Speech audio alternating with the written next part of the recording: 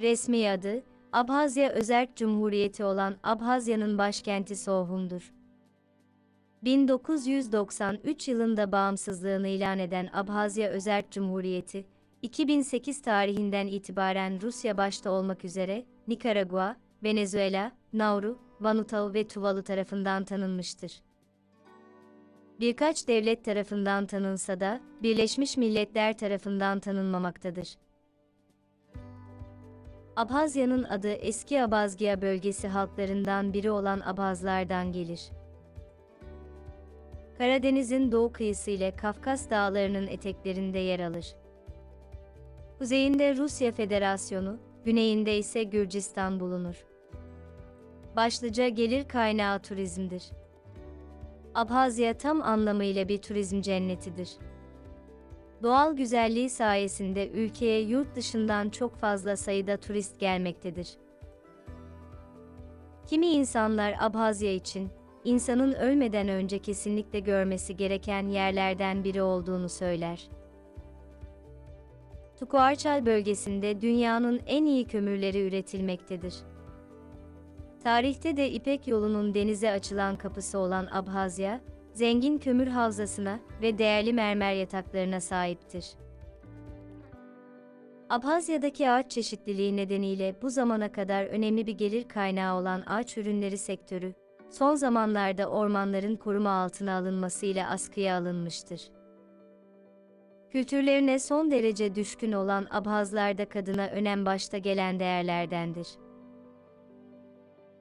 Abhazlarda kadının yeri erkekler kadar önemlidir.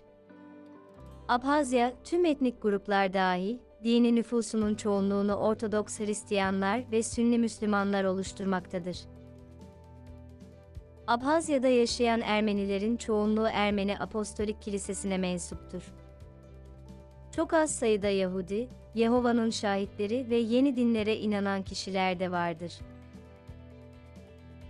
Gürcistan anayasalarına göre, Abhazya Özerk Cumhuriyeti ve Abhazya Fili Cumhuriyeti bütün dinlerden olan kişiler kanun önünde eşit haklara sahiptir.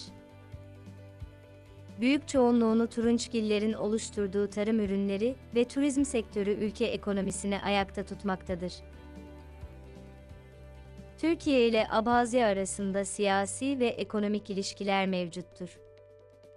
Abhazya dış ticaretinin %18'ini Türkiye ile yapmaktadır.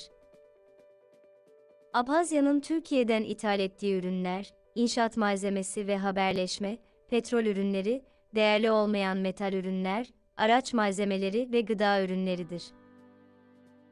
Abhazya'nın Türkiye'ye ihraç ettiği ürünler ise, balık ürünleri başta olmak üzere, kömür, hurda metal ve orman ürünleridir. Abhazya'da okur-yazar oranı oldukça yüksektir.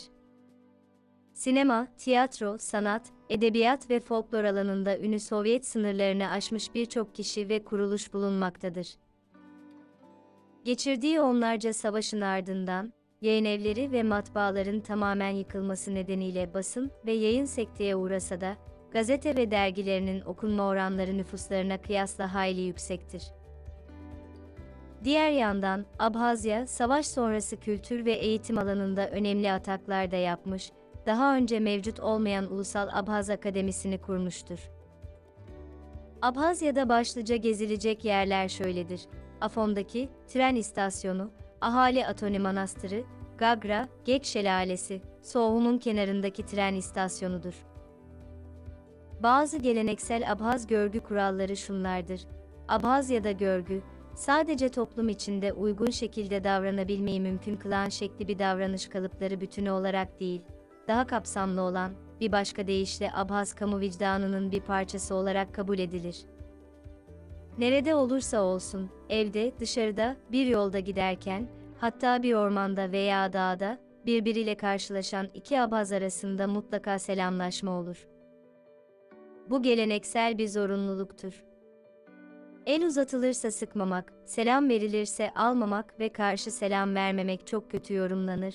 Hatta bazı durumlarda sonuçları çok olumsuz olabilecek ağır bir hakaret olarak da addedilir. Selamlaşma her yaş ve cinsiyetten, tanışıklık düzeyi fark etmeksizin her kişi için hemen hemen her ortamda bir görevdir. Selamlaşmanın geleneksel formları ise şu şekildedir. Günaydın Şişibziya, iyi günler, Mışibziya, iyi akşamlar, Hulubziya. Bu selamlamaya iyi günler göresin anlamında, eğer karşıdaki erkekse, Bızıyara Ubayt, kadınsa Bızıyara Bubayt diye yanıt verilir. Selamı veren yaşça büyükse veya saygınlıkça önde gelen bir kişi ise, onun selamını, Bızıyara Jübayt diye yanıtlamak daha doğru olacaktır. Selami önce verme yükümlülüğü erkekten kadına, büyükten küçüğe, araçta veya at üstünde olandan yayaya doğrudur. Mümkün olan hiçbir koşulda selamlama oturarak yapılmaz. Geleneksel Abhaz selamlaşmasında erkekler kendi aralarında hafif bir yumruk biçimini sağ ellerini kalp hizalarına kadar götürerek selam verirlerdi. Bu, eski zamanda ağır zırhlar içindeki askerlerin, ellerindeki ağır mızrakları kaldırarak birbirlerini selamlamasından kalmış bir selamlama tarzıydı. Bu tarz selamlamada el sıkmak lüzumlu değildir. Günümüzde bu tür selamlaşmaya pek rastlanmamakta, erkekler genellikle el sıkışarak ve eğer samimilerse tek yanaktan öpüşerek selamlaşmaktadır. Farklı cinsler arasında selamlaşmada, eğer arada bir akrabalık söz konusu değilse sözlü olarak selamlaşmak tercih edilir. Abhazlarda bulunduğunuz ortama biri girdiğinde ayağa kalkmak, o kişiye duyulan saygının göstergesi olarak kabul edilir. Birisi geldiğinde ayağa kalkmamak, o kişiye karşı kabalık hatta bazı durumlarda o kişiyi aşağılamak olarak algılanabilir. Bir kişi bir ortamdan henüz çıkmış ve herhangi bir nedenle az sonra dönmüş de olsa, ayağa kalkma ritüeli tekrar edilir.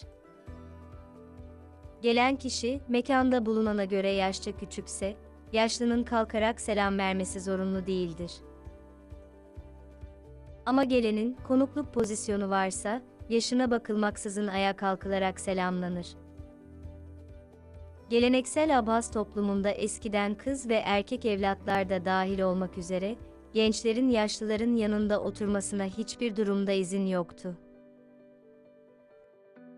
Günümüzde kent yaşamında yaşlıların yanında gençlerin oturmaması ile ilgili bu kurala, ritüel günler dışında pek riayet edilmemektedir.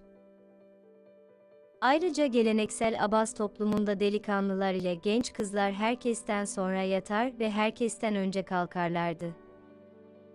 Yine Abhazlarda bir odaya girilecekse yaşlıya öncelik verilmesi, yürürken yaşlının yolunu kesecek şekilde önünden geçilmemesi, duran iki kişinin arasındaki dar bir mesafeden geçilmemesi, yaşlıların yanında sigara içilmemesi, dikkat edilmesi gerekli diğer bazı hususlardır.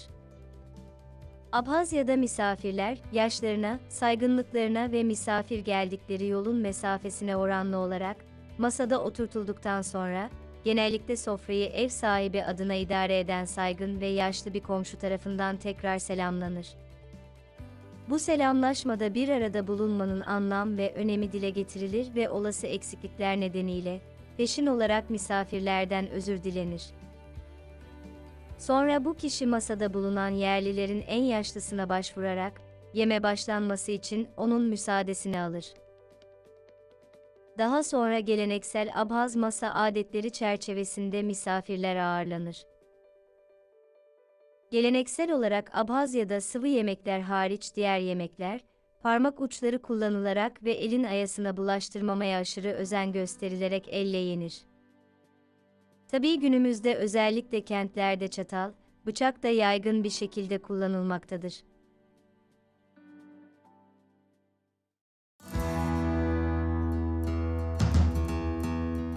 İzlediğiniz için teşekkür ederiz.